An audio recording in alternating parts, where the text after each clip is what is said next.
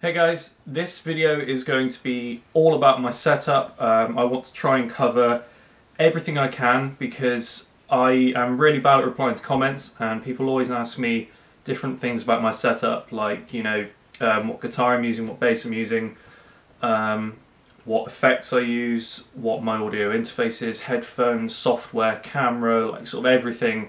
And because I'm really bad at replying to comments, I don't reply to a lot of them, which I'm really sorry about. In my defense, YouTube does sometimes not let me see new comments. I don't get notifications. There's been videos where I've sort of gone on them a few weeks after posting them, and there's been several comments that I haven't seen any notifications for that have been on there for weeks, and I didn't know they were there. So if you have posted a comment and I haven't replied, then I'm really sorry, but it's my fault. I'm really bad at it. So this is my way of trying to solve that issue and sort of clear it up so I can sort of direct people to this, because I feel like my setup is now where I want it to be, and most of the guitars and basses that I have are ones that ideally I want to keep, I'm happy with. So I think I'm going to start out with the main thing, which is my basses and guitar, which I'm holding. So I'm going to run through those, and then I'm not really sure what's going to follow that and what's going to follow afterwards, but I'm going to try and cover everything. This might be split into a few different parts, I'm not too sure. I'll see how long it is or how it edits. But yeah, just before I get started, I just want to say that if you have Spotify, I have made a few playlists on there. My username is smudge2511, same as my YouTube. For some reason, no one had taken it. So I've made a few playlists. One of them is sort of my main playlist that I list just for listening to, which is called Awesome Mix Volume 1, because I couldn't think of any better name for it. That has sort of everything that I listen to. There's soft rock, there's acoustic, there's sort of 70s pop, all the way to rock, metal, heavy metal. I think there's even probably some death metal in there somewhere, but depending on what you define it as. So there's sort of everything there if you want to check it out. It's sort of all the stuff that I listen to. There's even rap, like Eminem, Notorious B.I.G., different stuff like that. So if you want to check that out, then go ahead. But I've also made some other playlists, which is why I bring this up in this video, which are specific tunings for bass. And there's sort of, I guess you can use them for guitar as well. Before people start pointing out that some of these songs might not be in that tuning originally, these are the tunings that I have learned the songs in, so you can do it in these tunings. I'm not saying that it's 100% right, but basically I use these to practice and to sort of add songs to that I want to cover at some point, so that I don't have to keep searching through. So there's a few playlists. There's one for standard tuning, so E, A, D, G.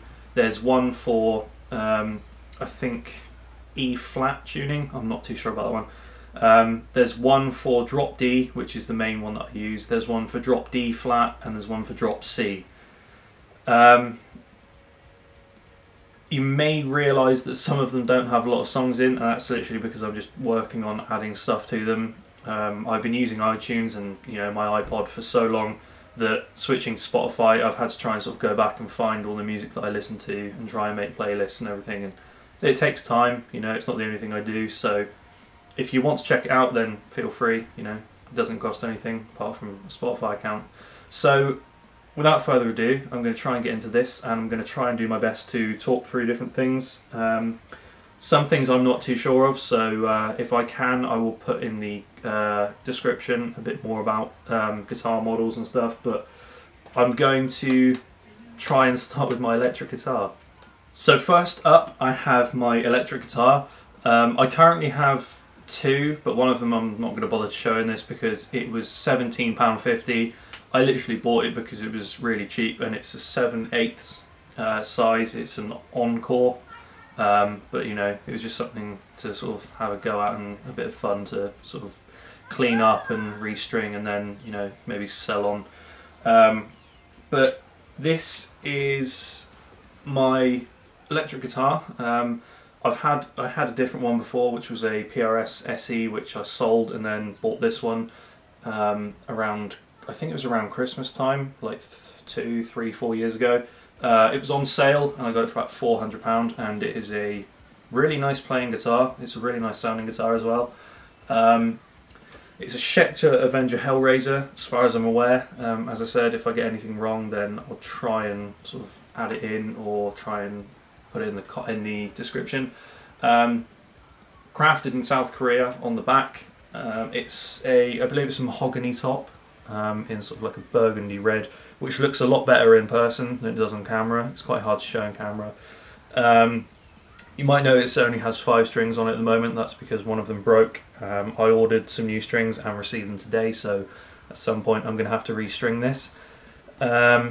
You have a volume and a treble or tone, both of which are push-pull. So that one is for the neck pickup, that one is for the bridge pickup when you want it in single coil mode, and the switch is literally just to pick position of pickups.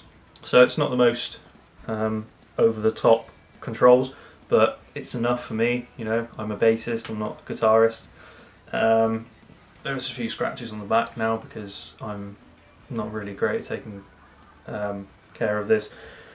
String through body, it's active obviously, so it's got a battery. It's not a bolt-on neck, it's sort of a neck through design, which it doesn't really make any difference to me because I never play up this high on the guitar anyway, I'm not that good. Locking tuners, which are very handy, although strings do still break. But apart from that, I don't really know what else to say about this. It's sort of like a Sinister Gates shape or style. I don't use it too often. It's something that I got just for jamming, just a bit different to bass, to have some fun, which I guess most people probably understand. If you play bass or if you play guitar, you sort of want the other one as well, just to have a bit of fun. But yeah, it's there if I want it. It's there for writing or something if I ever want to do that. But yeah, it's a really nice guitar, and maybe at some point I'll do a video with it, and then you can see how it sounds. Up next is my acoustic guitar. I didn't buy this one myself, it was a Christmas present a couple of years ago. It is a Fender FO3. I honestly don't know that much about it because obviously I didn't buy it, so I couldn't sort of ask questions in the shop like I usually would. I don't use it too often. I think I prefer sort of jamming on electric guitar than this. You know, for me, acoustic guitars are more about chords, and I suck at playing chords. So, but it's nice to have. It's nice to sort of jam. I do like the sound of an acoustic, especially 12 strings, which I'm kind of interested in looking at getting one, just because, you know, it sounds so good, and it would be nice to learn how to play it properly. There isn't much I can really tell you about this because I don't know anything about it, but it's made of wood, which is probably quite obvious. I don't know what wood or anything, but it's just an acoustic guitar. It's also pretty out of tune, and I've never changed the strings on it, but it still sounds pretty good. So that's my acoustic guitar, and yeah, moving on. So moving on to basses now. That's sort of all the guitars done. All of this is being done in no particular order, but I'm saving what I deem the best till last, which you can probably guess what that is. But this is something that I bought just as a bit of fun again. It wasn't that expensive. It's a Squier vintage modified precision bass. I didn't have any, well, I don't think I've ever had a precision bass apart from the very first bass I had, which was a really cheap one. Like, you know, when you go to learn guitar or bass, you get a cheap one just in case you don't enjoy it or you don't get on with it. That ended up breaking. The whole headstock snapped off, and then I used it as an art project in school. So there's a boring story for you. But this I've had for a few years now. I still remember when I got it. I remember when I got most of my basses. And yeah, there's not too much to say about this apart from if you're looking for a bass and you've been playing for a year or two, you're sort of looking to upgrade from like a really cheap one to something not too expensive but something with a decent sound, something that plays well. This is one that I definitely recommend, or the vintage modified jazz bass. I think it's the 70s one. They both play really nicely. You get some nice low action on it. There's a nice sound. It's obviously not as nice as a £1,000 bass, you know, it's a cheaper bass, it's cheaper to make and manufacture, so it's not going to be as good as, you know, say the other ones that I have that I'll show you in a minute. But in terms of, you know, learning and just having some fun, this bass is amazing. I have this tuned to drop D flat at the moment, I think, just for learning a few different songs to save me having to tune my other basses. That's sort of why I have so many, so that I have them in different tunings, so I don't have to constantly tune one bass or change the strings. But this has Seymour Duncan designed pickups, which sound pretty good. You can always change the pickups out and if you want. But I think if you did a bass like this up and you change pickups, change the electronics and stuff, maybe change the neck a bit, you could have a really nice bass because it is so light. The body, it's like it's made out of, you know, paper mache. It is incredibly light. You have a volume. I did this very stupid thing. I actually wondered if this was a push-pull when I got it, so I nearly pulled it off trying to do it. I know, it's very stupid. So you have volume and then tone or treble, and the input jack is on the front. The bridge is nothing special, it's just sort of a standard Squier bridge. 4-bolt on neck, and yeah, I think that's probably about it for this bass. But yeah, if you're looking for something to upgrade and you've sort of just begun playing, then this is definitely a bass that I'd recommend. Not too expensive, but good sound, good feel, light, easy to play. Yeah, good bass. So now we have a more expensive bass than the last one. This one you've probably seen in quite a lot of videos because I've had it for a little while now. It's one that I don't want to get rid of. It's one that I really do enjoy playing. It sounds really good. It's quite an easy bass to sort of set up, and I think part of the beauty of it is that it is the only passive bass I have. I've taken the back off so you can see there is no battery at all. Every other bass that I have, apart from the Squier, I believe. I don't think the Squier's active, but like I said, I don't really use that one. But for more expensive basses, this one is incredible. So this is a Warwick Corvette Standard, made in Germany.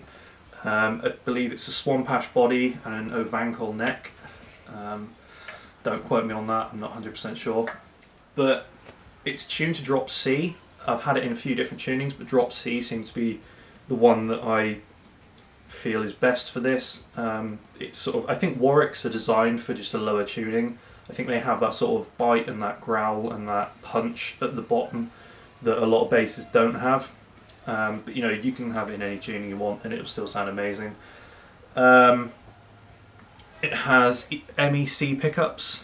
Don't really know too much about them, but you can get EMG pickups for it as well. I've seen a lot of them with that. I've tried the I think it's Bubinga body one, sort of the reddish brown body wood, and that also sounds really good. There's sort of, I think that one sounds a little bit deeper in that it doesn't have sort of the crispness that this one has. I think the wood resonates in a different way. But you got the sort of the classic Warwick two-piece bridge, which I've never had any problems with. The controls are volume, pickup selector and treble or tone. The input jack is on the bottom, which is, I think I prefer input jacks there. It's just sort of easier. You don't have a string sort of coming out and dangling down. It's just sort of straight out the bottom.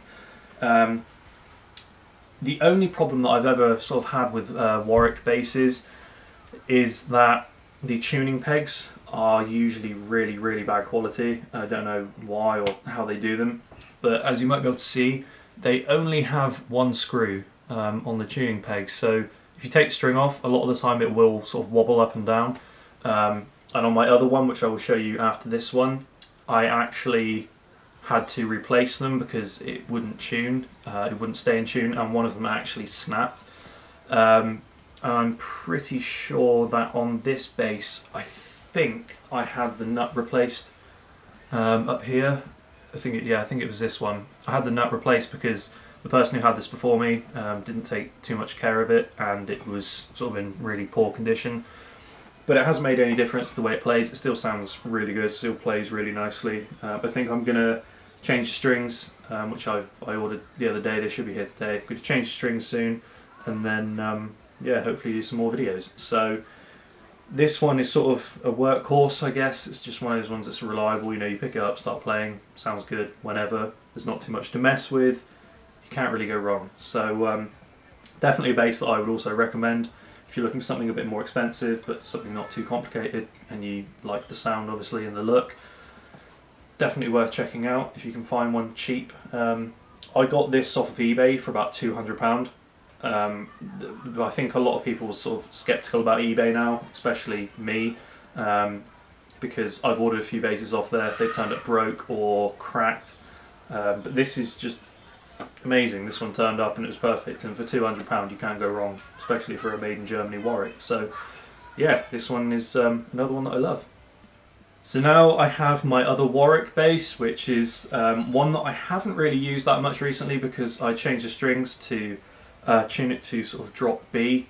I honestly don't know why I did, because I don't really play anything in drop B. There's probably like 3 songs that I'll play or look to learn.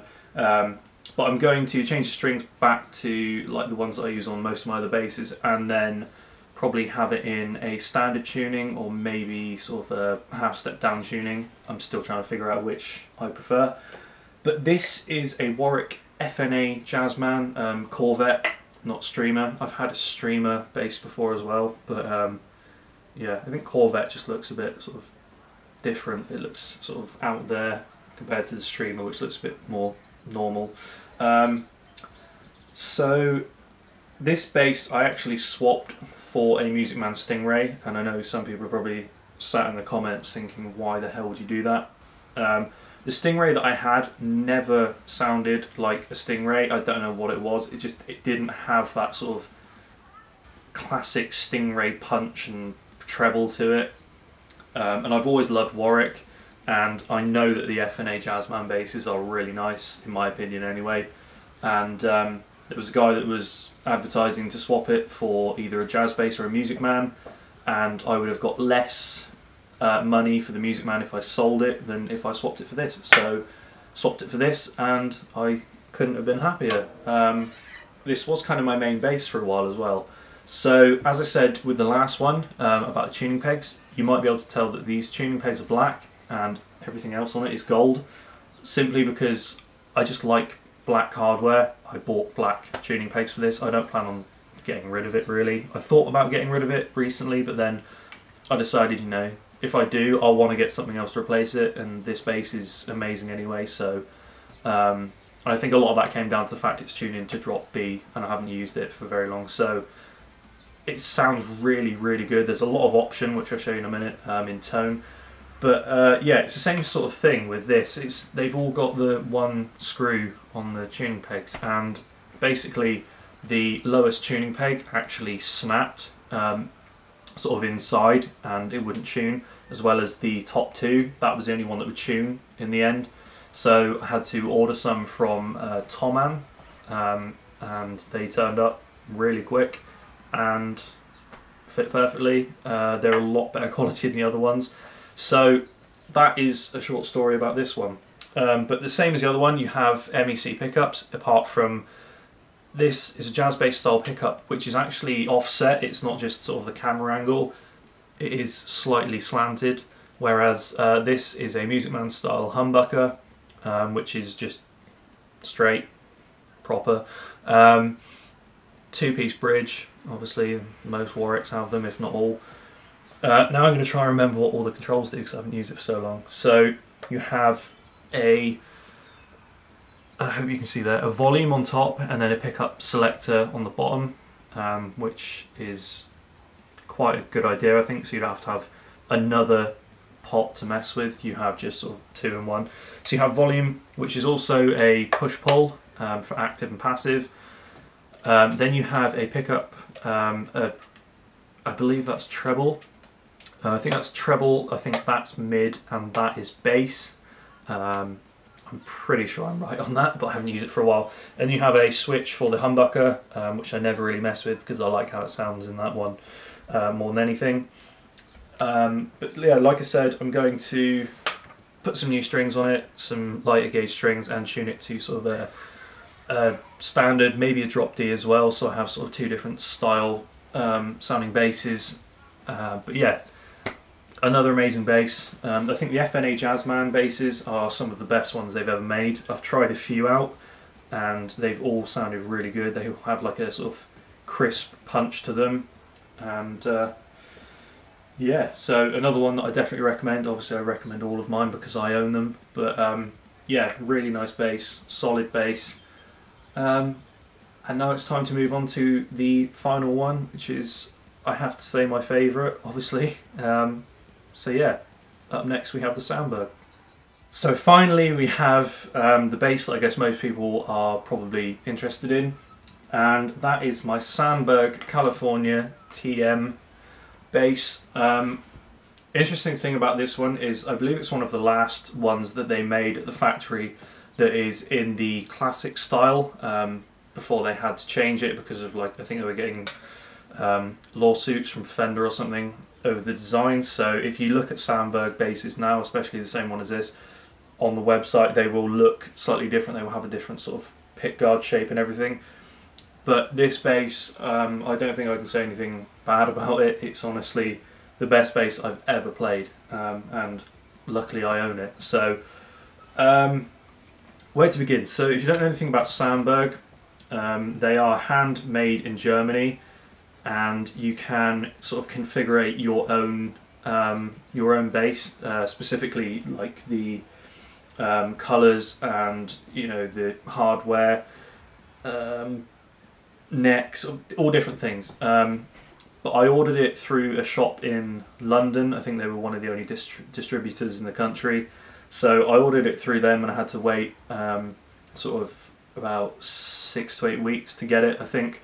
Depending on which sort of finish you go for, I think there's a longer waiting period. So if you go for the aged finish, there is a very long waiting period. And as nice as they are, they're also a lot more expensive, and this bass was expensive enough. I think it was around £1,500, but in my opinion it's worth every penny.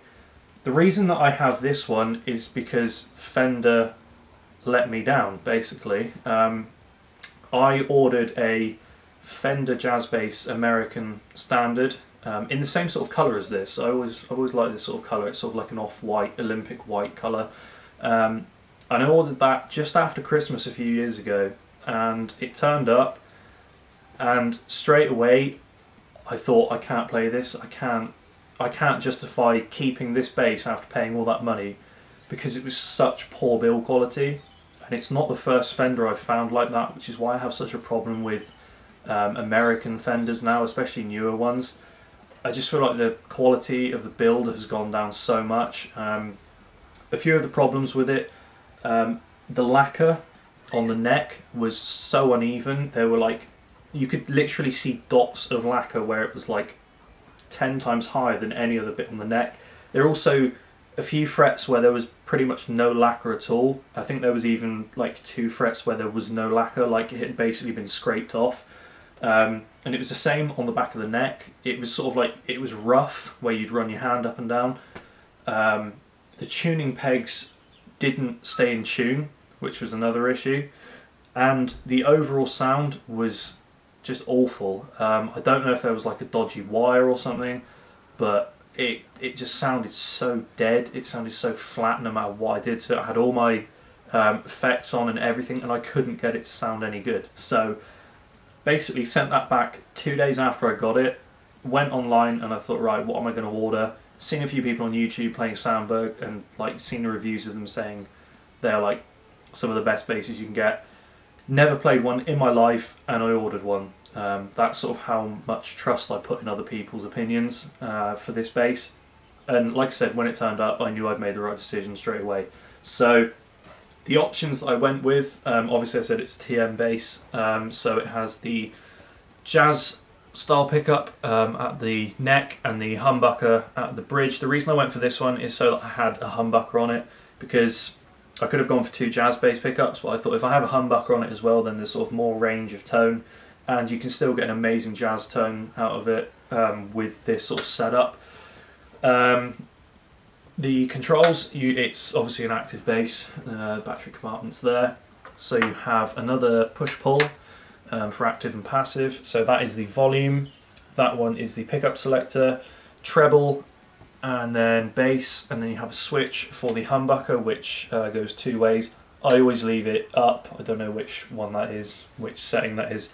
The bridge is really nice. It's really easy to adjust. I did it the other day, and now this thing plays like butter. The strings are so low.